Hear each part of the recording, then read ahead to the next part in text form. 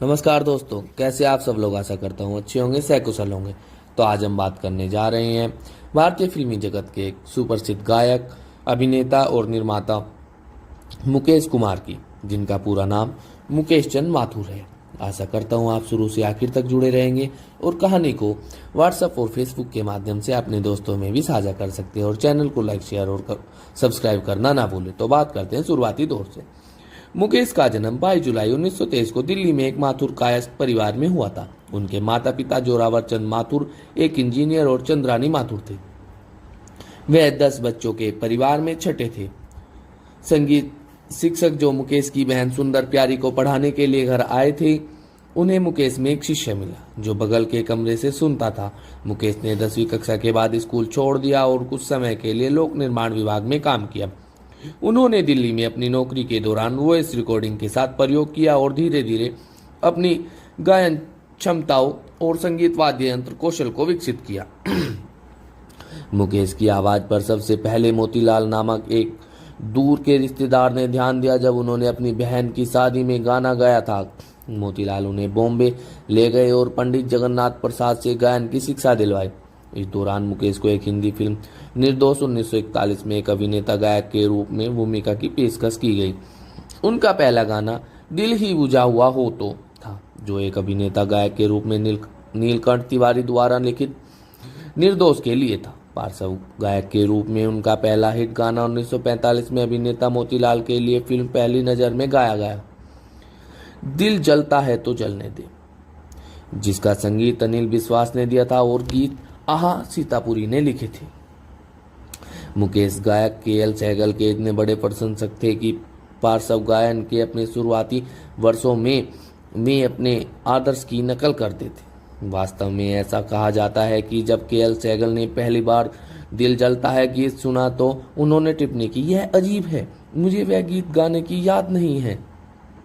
और मुकेश ने संगीत निर्देशक नौशाद अली की मदद से अपनी गायन शैली बनाई, जिन्होंने मुकेश को अपने सहगल शैली से बाहर आने और अपनी शैली बनाने में मदद की। नौशाद ने उन्हें फिल्म अंदाज के लिए गाने दिए। शुरुआत में मुकेश इस फिल्म में दिलीप कुमार की भूतिया आवाज थे और मोहम्मद रफ़ी ने राज कपूर के लिए गाया था। उन्होंने नौशाद के लिए कई हिट फिल्में दी, जैसे अनोखी अदा 1948, मेला 1948, अंदाज 1949। यह संगीतकार जिन्होंने महान दिलीप कुमार के लिए जीवन सपना टूट गया जैसे हिट गानों में मुकेश की आवाज का उपयोग किया। मैं थे अनोखा प्यार में अनिल विश्वास, ये मेरा दीवानापन है में शंकर जयकिशन, यहूदी और सुहाना सफर और दिल तड़प तड़प के 4 फिल्म फेयर पुरस्कारों में से मुकेश ने शंकर जयकिशन के गीतों के लिए 3 पुरस्कार जीते। 1974 में मुकेश को रजनीगंधा 1974 के गाने कई बार यही देखा है के लिए सर्वश्रेष्ठ पार्श्व गायक का राष्ट्रीय फिल्म पुरस्कार और फिल्म अनाड़ी 1959 के गाने सब कुछ सीखा हमने के लिए फिल्म फेयर पुरस्कार मिला। पहचान 1970 में सबसे बड़ा नादान वही है, बेईमान 1972 में जय बोलो बेईमान की 3 गाने शंकर जयकिशन द्वारा रचित और कभी कभी मेरे दिल में फिल्म कभी कभी का शीर्षक गीत 1976 खयाम द्वारा रचित।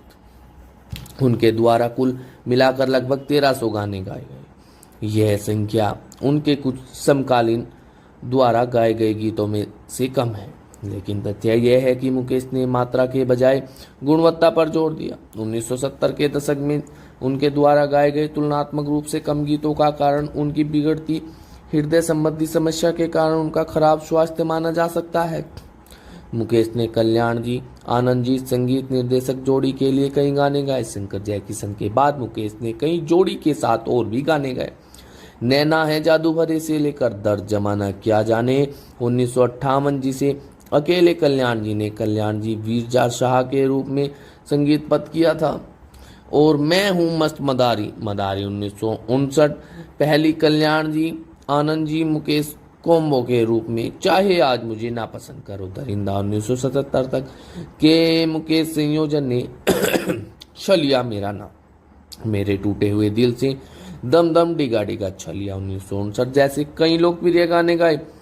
मुझको इस रात की तन्हाई में, दिल भी तेरा हम भी तेरे 1960, हम छोड़ चले महफिल को, जी चाहता है, हमने तुमको प्यार किया है जितना, दूल्हा दुल्हन चल मेरे दिल लहरा के चली सारा, और धीरे से चलो। जौहर महमूद इन गोवा। मैं तो एक ख्वाब हूँ और चांद सी महबूबा हो। हिमालय की गोद में 1965 वक्त करता है जो वफा। दिल ने पुकारा दीवानों से यह मत पूछो उपकार। खुश रहो हर खुशी है सुहाग रात और हम सफर अब ये सफर कट जाएगा। जुआरी चांदी की दीवार और ले चल मेरे जीवन साथी विश्वास 1969। कोई जब तुम्हारा हृदय तोड़ दे पूरब और पश्चिम। दर्पण को देखा उपासना जो तुमको हो पसंद सफर और मुझे नहीं पूछनी तुमसे बीती बातें अनजान रहा है 1970। उन्होंने कई गानों में अपनी आवाज दी आनंद 1971 का कहीं दूर जब दिन चढ़ जाए और शोर 1972 का एक प्यार का नगमा है। मैंने तेरे लिए ही 7 रंग के आनंद 1971 से अनाड़ी 1969 से सब कुछ सीखा हमने। मेरा नाम जोकर 1971 से जीना यहाँ मरना यहाँ और कहता है जोकर। उनके प्रशंसकों और अनुयायियों के लिए भी सबसे यह लोकप्रिय है। अपने करियर में मुकेश ने राज कपूर के लिए 110 गाने, मनोज कुमार के लिए 47 गाने और दिलीप कुमार के लिए 20 गाने गाए। मुकेश ने 1941 में फिल्म निर्दोष से बतौर अभिनेता गायक अपने करियर की शुरुआत की, जिसमें उनकी नायिका नलिनी जयवंत थी। उनकी दूसरी फिल्म 1943 में आदाब अर्ज थी। उन्होंने 1953 में राज कपूर की फिल्म आहा में अतिथि भूमिका निभाई। उन्होंने 1953 में सुरैया के साथ फिल्म मासूका में नायक के रूप में काम किया और फिल्म अनुराग 1956 में फिल्म में सह निर्माता और संगीतकार भी थे।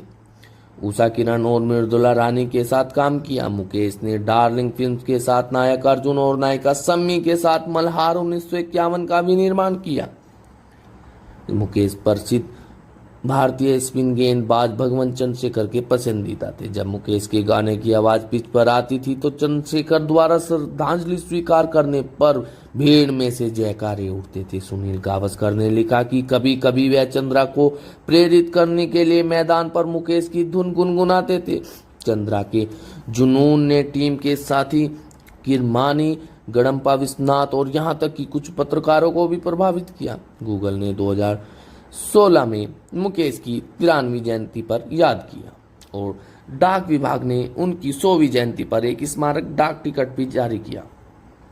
और मुकेश ने करोड़पति रायचंद्र त्रिवेदी की बेटी सरल त्रिवेदी से विवाह किया। कोई उचित घर नहीं होने, एक अनिश्चित आय और उस समय भारत में कथित अनैतिक पेशे फिल्मों में गायन के रूप में माना जाने वाला इस विवाह के लिए सरल के पिता की सहमति प्राप्त नहीं की जा सकी और मुकेश और सरल को भागने के लिए मजबूर होना पड़ा। उन्होंने 22 जुलाई 1940 को मुकेश के 23वें जन्मदिन पर कांदिवली के एक मंदिर में अभिनेता मोतीलाल की मदद से और आर.डी. माथुर के निवास से विवाह कर लिया। हर किसी ने दुखी दिनों और तलाक की भयावह भविष्यवाणी की, लेकिन दोनों ने दुबले दिनों का सामना किया और यूएसए के लिए रवाना होने से 4 दिन पहले 22 जुलाई 1976 को अपनी 30वीं शादी की सालगिरह बनाई। अभिनेता नील नितिन मुकेश के पोते नितिन के बेटे हैं और मुकेश की मृत्यु 27 अगस्त 1976 को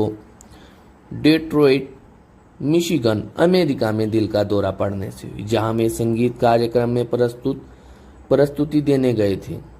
उस सुबह में जल्दी उठे और नहाने चले गए और उन्हें सांस लेने में तकलीफ और सीने में दर्द की शिकायत हुई। उन्होंने अस्पताल ले जाया गया लेकिन मृत घोषित कर दिया गया। शेष संगीत कार्यक्रम लता मंगेशकर जी और उनके बेटे नितिन मुकेश ने पूरा किया। मंगेशकर द्वारा उनके पार्थिव शरीर को भारत लाया गया, जहां कई अभिनेताओं की उपस्थिति में एक भव्य अंतिम संस्कार समारोह आयोजित किया गया, जिसमें भारतीय फिल्म उद्योग की हस्तियां और प्रशंसकों ने श्रद्धांजलि अर्पित की। जब उनके निधन की खबर उनके परिचित और अभिनेता और राज कपूर तक पहुंची तो वे फूट फूट कर रोने लगे और कहा, मैंने अपनी आवाज खो दी। और मुकेश की मृत्यु के बाद उनके नए अब तक अप्रकाशित गाने 1977 में धर्मवीर, अमर अकबर एंथनी, खेल खिलाड़ी और दरिंदा चांदी सोना जैसी फिल्मों में रिलीज हुए और वर्ष 1978 में आहुति, परमात्मा, तुम्हारी कसम और सत्यम शिवम सुंदरम जैसी फिल्मों में भी मुकेश के गानों की काफी संख्या में थे। और दोस्तों, यही थी भारत की एक महान हस्ती मुकेश माथुर की जीवनी, जो एक पार्श्व गायक, अभिनेता, फिल्म निर्माता थे। आशा करता हूँ आपको कहानी अच्छी लगी होगी, इनकी जीवनी सुनकर आप प्रेरित होंगे और इस कहानी को आप व्हाट्सएप और फेसबुक के माध्यम से अपने दोस्तों में साझा कर सकते हैं। और अगर आप किसी अपने पसंदीदा किसी व्यक्ति विशेष की कहानियाँ, अभिनेता, गायक और निर्माता निर्देशक की जीवनी सुनना चाहते हैं तो आप कमेंट में लिख सकते हैं। और दोस्तों, लाइक, शेयर और सब्सक्राइब करना ना भूलें। धन्यवाद।